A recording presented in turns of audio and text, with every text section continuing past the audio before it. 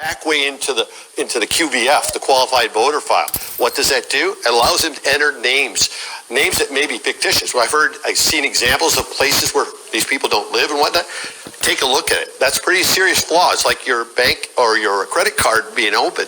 No one's looking at that. How did we find it? We found it by preparing for the Board of Canvassers last week. I happened to discover it by looking at the audit file, the risk.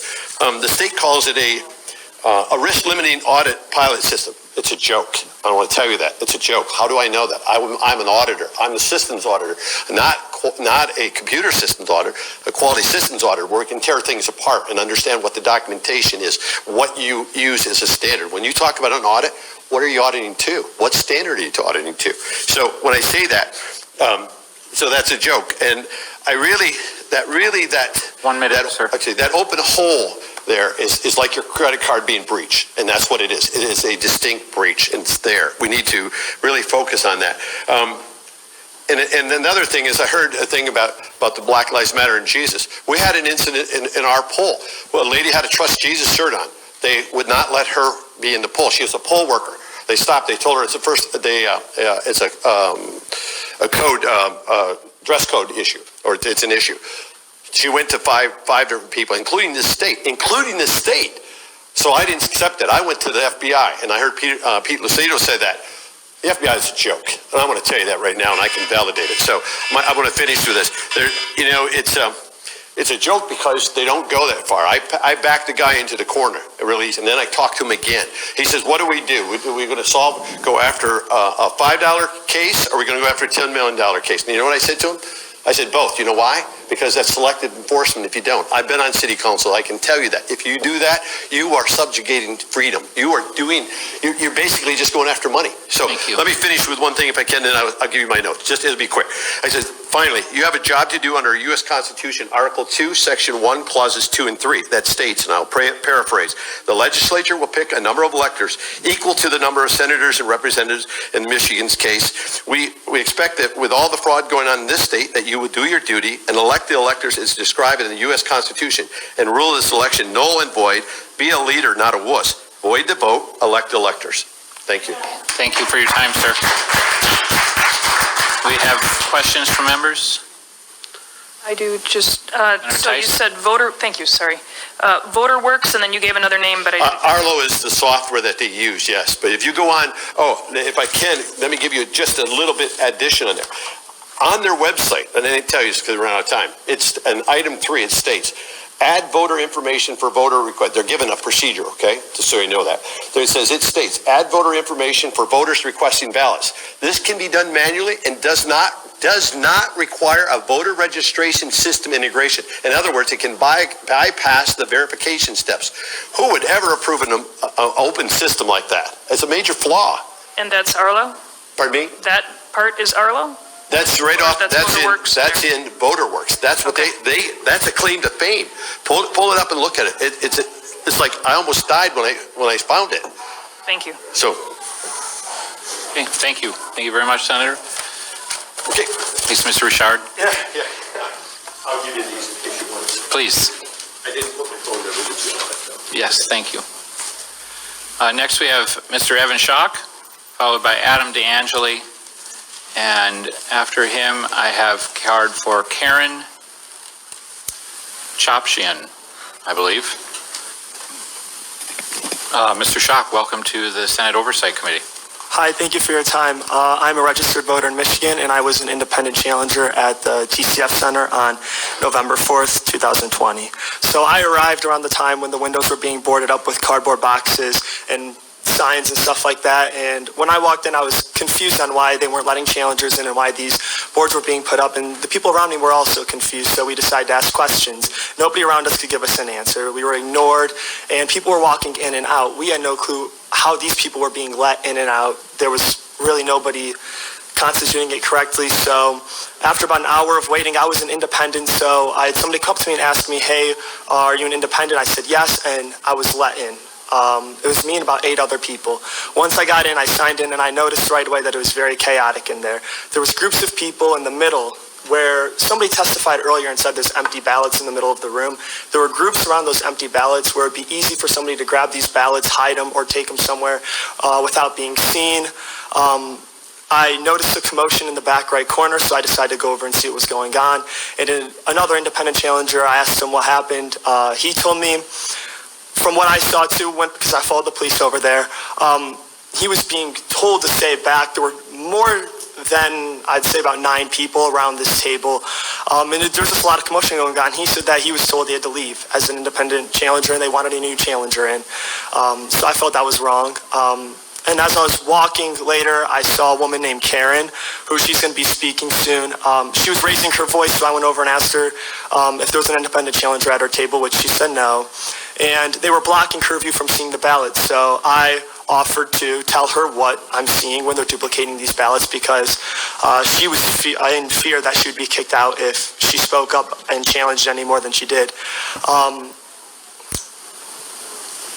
With these manual ballots, after we watched the duplication process go on, they brought more ballots over, and we watched them scan the ballots and put in the date 1/1/1900. I was actually with the Democratic challenger too. We were both confused on why this was happening, so we decided to call over a supervisor, who the only response we got was, "Oh, that's the default date that we put." I didn't ask any other questions, neither did he.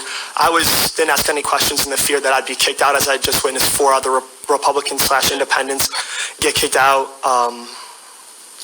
And it was interesting because in the guide, or in the handbook, it does say that no propaganda is allowed inside of the polling center. And I did see Black Lives Matter masks. And again, I feel there's nothing wrong with that, but I feel like that's a double standard, and I feel that it's wrong that people can have that, and it's okay. I was called names whenever my mask fell down even a little below my nose. I'd be called names. I'd say I was killing people, stuff like that, while they'd be talking to somebody not wearing a mask. People at the polling centers weren't wearing masks, the people who were doing the duplicating. It was just very unorganized. Yeah, that's all I've got. All right, thank you. Any questions from members? Thank you very much for taking the time to testify. Yeah, thank you. Was that Mr. Schock? Or, yes, okay. We want to card off here? This is the next, we haven't had her yet. That was the name I was struggling with. This is one we just did, so you want to change the number on it. All right, thank you. Next we have Adam DeAngeli. On deck will be Karen Chopchian, followed by Randy Bishop. Thank you, Mr. Chairman and members, for this opportunity. My name is Adam DeAngeli, and I was a poll worker in the election for the city of Detroit, not a poll challenger, but a poll worker as an employee working at a polling place as a ballot box inspector on election day, November 3rd. I think I'm only the second person today who was a poll worker, so I can answer the question I think you may all have about why so many poll challengers were impeded. I took not one but 2 poll worker trainings for the city of Detroit, one for ballot inspector on October 14th and one for electronic poll book inspector on October 15th. And in both of those trainings, it was emphasized to the students in the classroom that the social distancing requirements could be used to impede poll challengers. In fact, both trainings emphasized that if poll workers got angry about it, we should call the police on them as a first resort. In fact, at the second training, we had a trainee, as they were explaining the social distancing rule, they said they have to wear a mask, they have to stay 6 feet back, and that's important because they can come behind your table. But if they don't have 6 feet behind your table, they can't come back there. So a trainee asks, so if they're 6 feet back, they can't actually see. And the trainer says, exactly, not unless they've got really good vision or they brought their binoculars. And later on, another trainee asked, what if they get really mad and they're yelling? The trainer responded, quote, 911, call the police on them, have them thrown up out of there. Knowing from these trainings that the city was setting up a confrontational setting in which poll challengers would be completely unable to perform their duties, I told others what I had been told, and I provided the audio that I had recorded of the poll worker trainings. This led to a lawsuit against the Secretary of State filed on Friday, October 23rd. The plaintiffs in that lawsuit, one was a gentleman testifying earlier this afternoon, and another will be your colleague in the House next year. There was a hearing on the suit, and resolution was reached in the morning of Wednesday, October 28th, 6 days before Election Day. That hearing is online at the Court of Claims YouTube page. You can watch it. It concluded with the Secretary of State agreeing to amend the policy to say that poll challengers would socially distance except as necessary to perform their duties. And critically, Judge Cynthia Stevens said, quote, I am more concerned that you get this directive out and amend the frequently asked questions for election workers than I am about this court's docket. Judge Stevens understood how time-sensitive and important this was. Both the hearing and the final order specified that this revised policy was to be made known to poll workers. I can tell you, as a poll worker in the city of Detroit on Election Day, nobody there was advised of this policy change. And in fact, the poll challengers were sitting at the end of our cafeteria table all the way at the end the entire day. Now, you might ask why I didn't tell the challengers myself about the policy, and the answer was because they're for the other side, which leads to another important point that I think you might have some questions about, which is how it is that so many of the poll workers were not real Republicans. Well, at both of the poll worker trainings I attended, they had made the point of announcing that the electronic poll book inspectors included many teenagers. And in fact, at the EPI training I took on October 15th, a clear majority of people in the room were in fact teenagers. So for all the people that came up today that said they applied to be a poll worker but didn't get the job, there was something going on that was coordinating the hiring of employees for a certain purpose. Now, you'll know, or maybe you don't know, but I assume you do, poll workers are required to specify their party affiliation. They can't say they're independents. Well, what's your party affiliation when you're a minor and you're not even eligible to vote?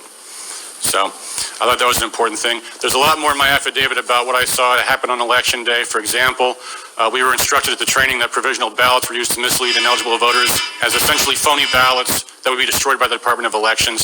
It's all in the affidavit and also linked to the recording of the complete poll worker trainings from start to finish. And with that, I'll take any questions. Yeah, thank you, Mr. DeAngeli.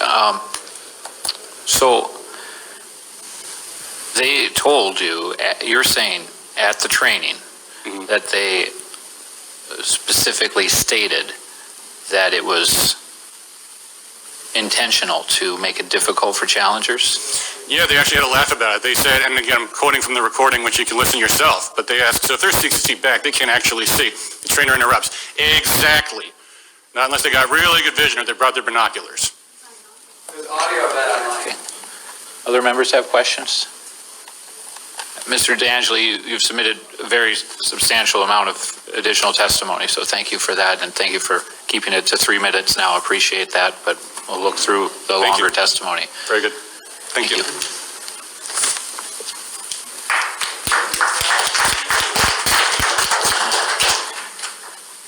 Next, I have Karen Chopchian,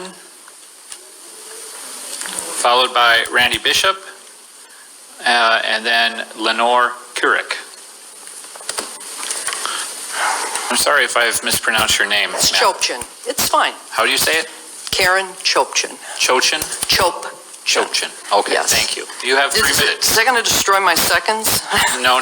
Thank you.